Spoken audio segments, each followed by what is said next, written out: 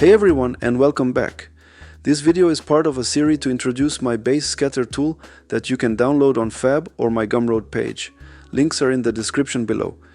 You can use the basescatter tools for making your environments in Unreal Engine. And in this video we are going to talk about the Radial Scatter. I'll show you how to set it up, how to control your variations, and how to use it in your scenes. So, if you're ready to speed up your environment workflow, grab yourself a sandwich and let's jump straight into Unreal Engine. So let's dive in.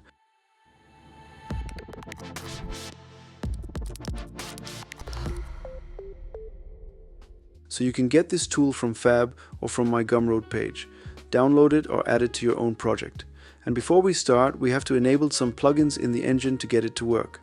I made a demo level with a text board to show you which plugin you need for these tools. So go to plugins and type in PCG and enable the standard PCG and the geometry script interop. You see that I have my plugins already enabled, but if you enabled them for the first time, then you have to restart the engine. And after the restart, we can use the Radial Scatter. So first we are opening a new level to work in. You can create a new level. I have already created a level. When opening the level, we can start with making a landscape and a lighting setup. I have the ultra dynamic sky in my level, but you can also use the default lighting of Unreal as well. Let's go to the basescatter folder in your content browser and search for the Radial Scatter blueprint. Drag that into your level.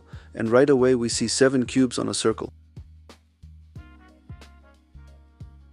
We can position the blueprint in our viewport and also rotate it in every angle.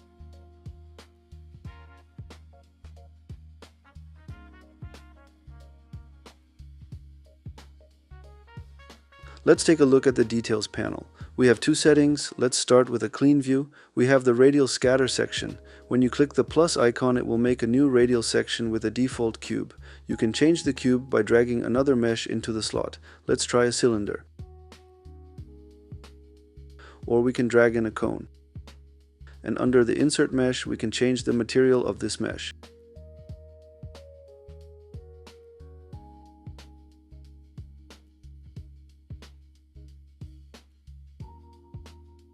We leave the material for now empty and also empty the mesh input.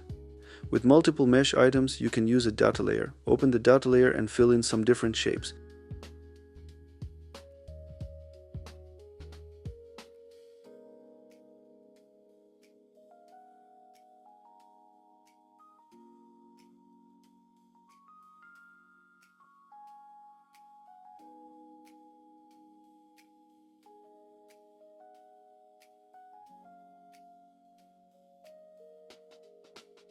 You can change the weight and scale of every shape that you insert in your data layer.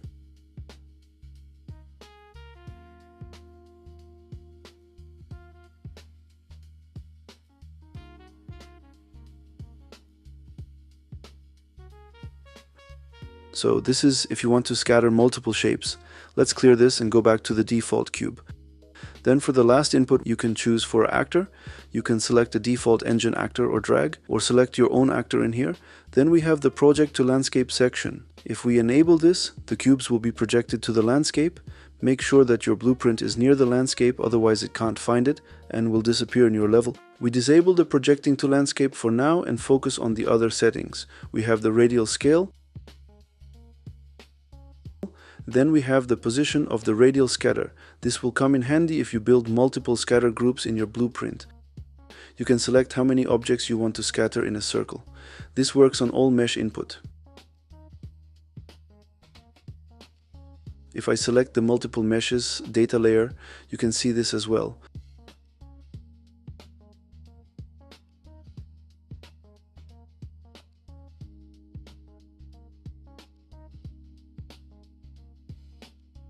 So if I use a huge number, it will fill out the objects in the circle.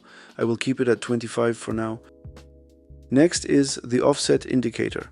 When enable this section, you can see clearly where your offset starts and ends with the green and red indicators. So let's try this out.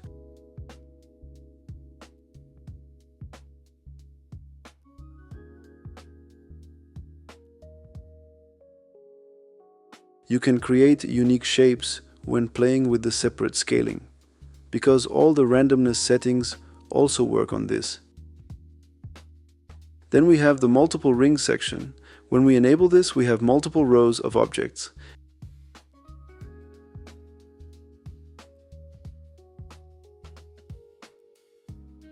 And you can change the ring value to any number. Let's set the offset to 0 again. And now we have a perfect multiple circle of objects.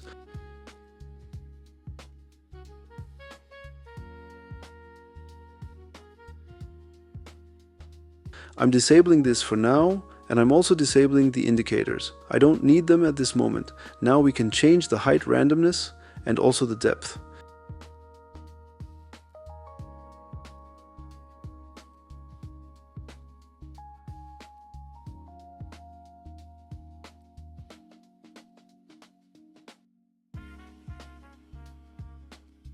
If I enable the multiple rings, this will take over the randomness as well.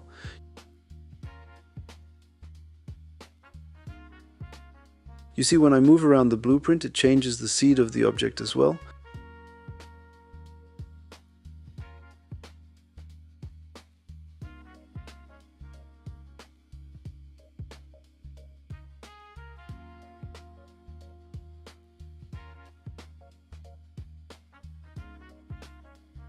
I'm disabling the multiple rings again, and let's see what more settings do we have.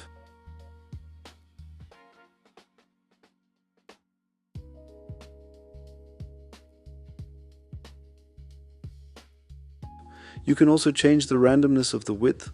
This will work very good when you use the multiple rings, of course, to give it more randomness instead of straight lines.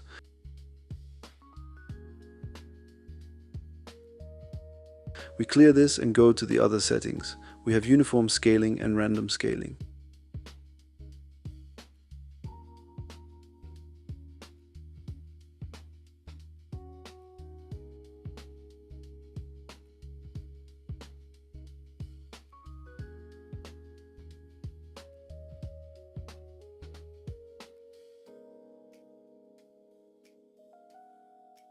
And you can scale on all separate axes. This is my favorite section. You can create unique shapes when playing with the separate scaling, because all the randomness settings also work on this. Let's play a little with these settings.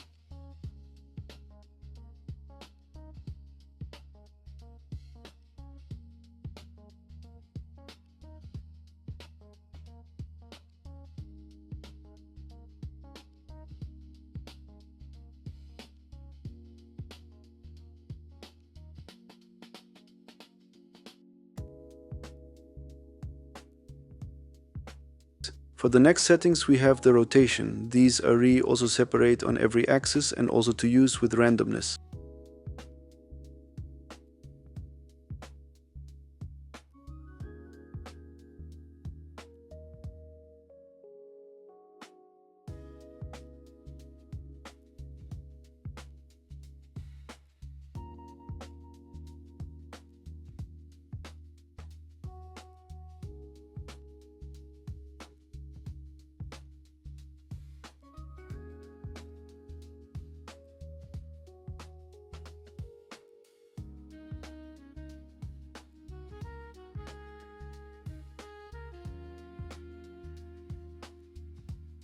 And the last two settings are for hide random placement and the seed of the placement.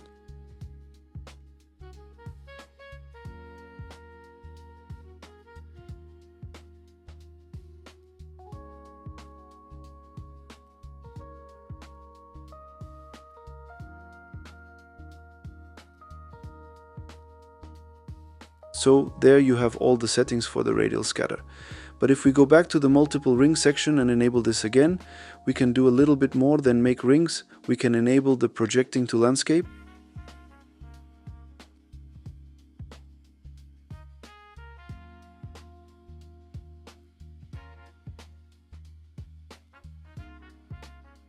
And also change the scaling of the objects.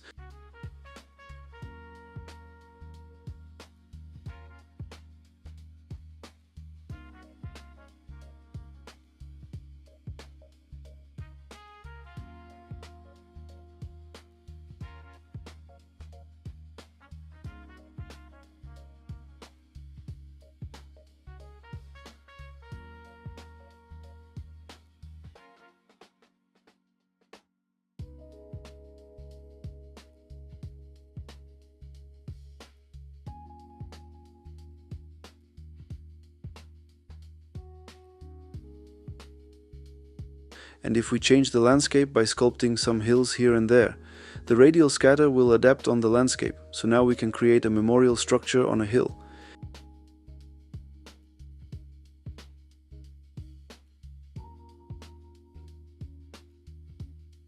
And still change the position of the blueprint on the landscape, and when we use the multiple meshes data again, this will work as well.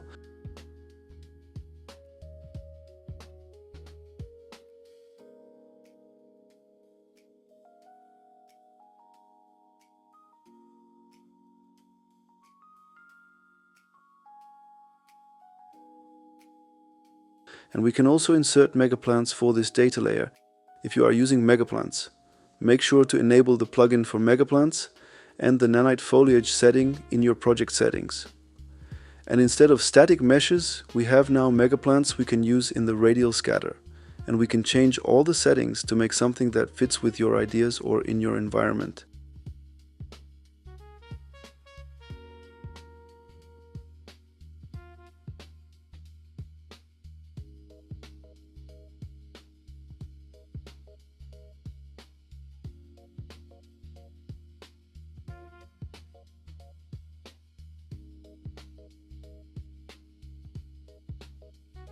I'm removing this for now and start by dragging the radial scatter into the level. By default, it's making a section.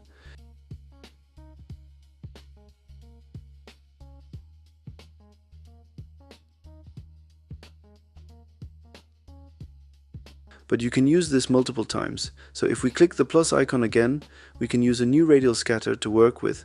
And now we can use the radial scaling, position and rotation to make variations in the same blueprint.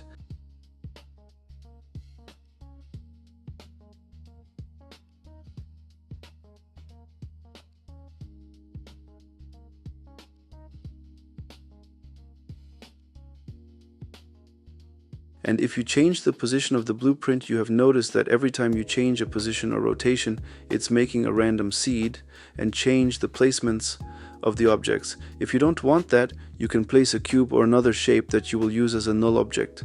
Attach the radial scatter to this shape and center it out to 0. And now you can change the position and rotation without changing the placement.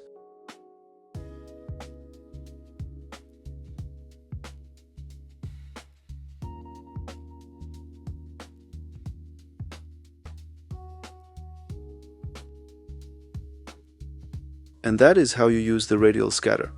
For other questions on this tool, you can visit my Discord. This tool can be a quick and easy way in making radial structures for your environment with fully creative freedom. If you found this breakdown helpful, please hit that like button and subscribe to the channel. Drop me a comment below letting me know how you'd use the radial scatter in your own workflow. Thank you so much for watching, and I'll see you in the next one. Keep shaping those worlds.